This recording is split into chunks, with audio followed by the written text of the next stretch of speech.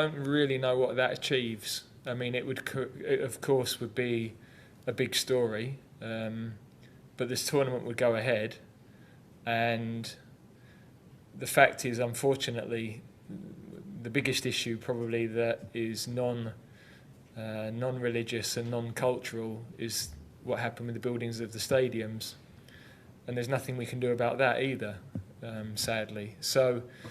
Um, Yeah, look, I think as soon as we've entered the tournament, that's the point at which you decide whether, you know, we've known for 4 years or 8 years that this is going to be in Qatar, um, and is the stance against Qatar as a country, if that was the case, what would be your question would be that we should be protesting against Qatar as a country, or the specific issue? Because Well, if it's Qatar as a country, then we're intertwined, as we're seeing with what's happening with Russia, with all sorts of investment in our country.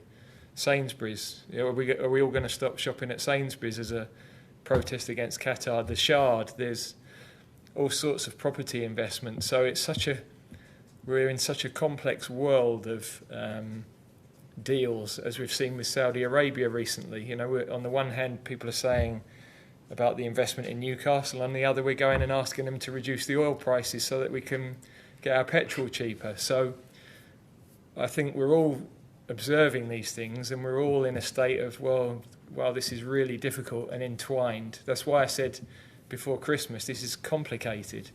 I know the issues themselves aren't complicated, but all of the repercussions of diplomatic relations and dealing with other countries and dealing with other organisations, they are extremely complicated, I think.